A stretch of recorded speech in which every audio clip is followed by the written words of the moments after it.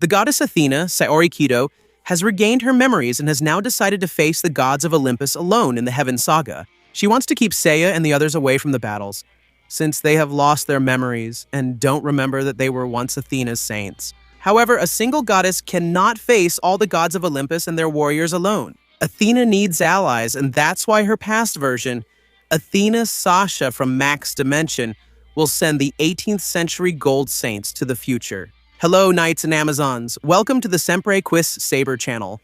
I'm Wes, and today I'm going to show you one of the most epic possibilities that could happen in the Heaven Saga. But Sami Kurumada left clues that, when put together, could result in the participation of the 18th century saints from Dimension in this saga. So go ahead and comment which characters, besides the main protagonists, you would like to see participate in the Heaven Saga. And of course, click like, subscribe to the channel, turn on the notification bell, and let's get into this awesome video. There.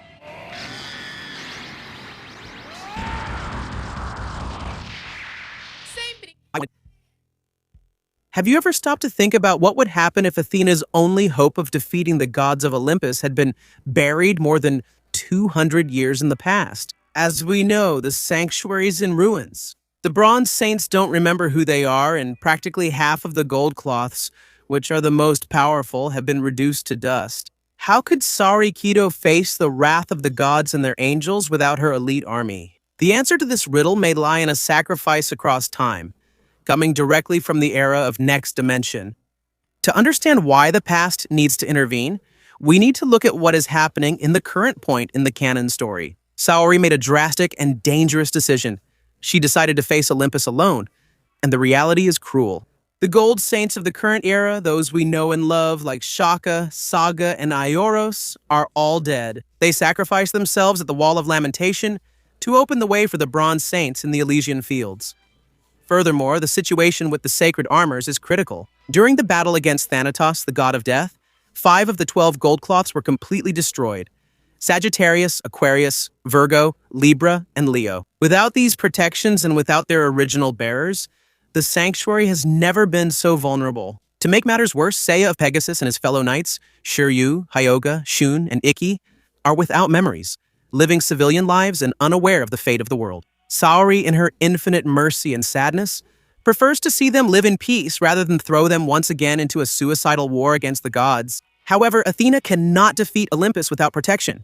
This is where the connection with the 18th century starts to make complete narrative sense. Sasha, the reincarnation of Athena in Next Dimension, has attained the consciousness of a goddess who understands the cycle of the holy wars. In the 18th century, she rules a sanctuary that still has its 12 gold saints in full strength. The theory suggests that in the final chapters of Next Dimension, when she awakens, Sasha possibly accessed Saori's memories, and because of that, she knows what the goddess will face in the future. She then realizes the imminent threat from Olympus, and since her future version is vulnerable at this moment, Sasha will use her divine Cosmo and possibly the help of Kronos, the god of time, to perform this unprecedented move. She would send the gold saints from the past, men like Shan of Aries and Doku of Libra, who are their younger selves, Kaiser of Leo, Gestalt of Sagittarius, and the others, directly to the future.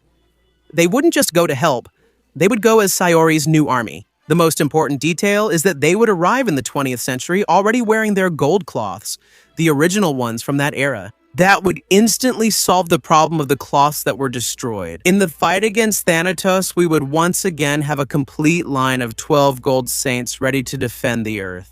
Something very similar to what happened with Shun, Hyoga, Shiryu, and Ikki when they went back to the past in the Next Dimension saga, using their cloths from the future. In the 18th century, the 12 gold saints are active and operating, and they are Shion of Aries, Ox of Taurus, Cain of Gemini, Kaiser of Leo, Death Toll of Cancer, Shijima of Virgo, Doko of Libra, Acarlate of Scorpio, Gestalt of Sagittarius, Izo of Capricorn, Mystoria of Aquarius, and Cardinali of Pisces. The arrival of these men at the current sanctuary would be a clash of generations.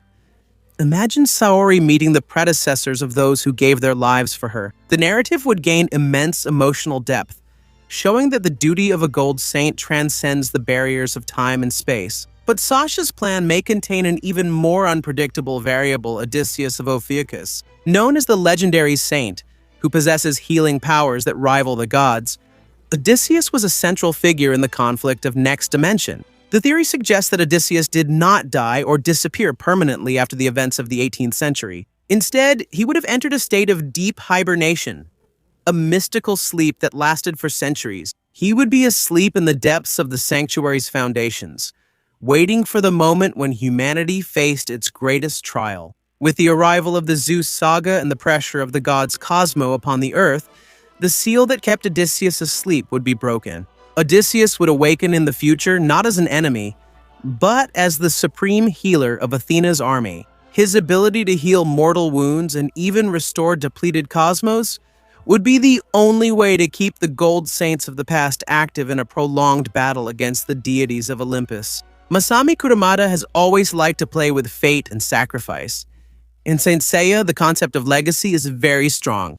We saw this when the souls of the dead saints helped the living on several occasions. Bringing the saints physically through time would be the ultimate evolution of this concept. Besides that, commercially and for the fans, seeing the characters from Next Dimension interacting with the challenges of the modern world would be amazing. This would unify Kurumada's works, turning Next Dimension from a prologue saga for the Heaven Saga into a direct preparation for the climax of the series.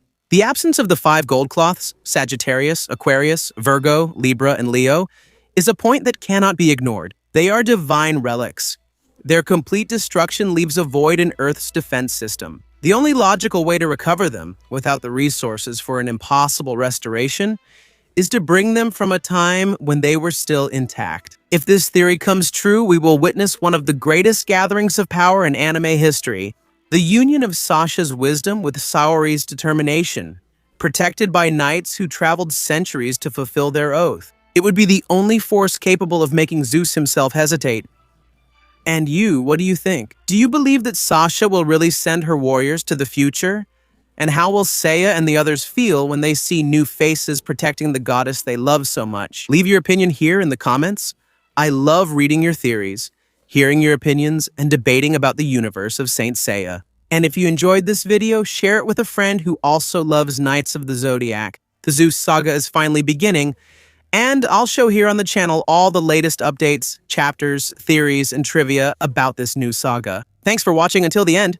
See you next time. Sempre Quis Saber.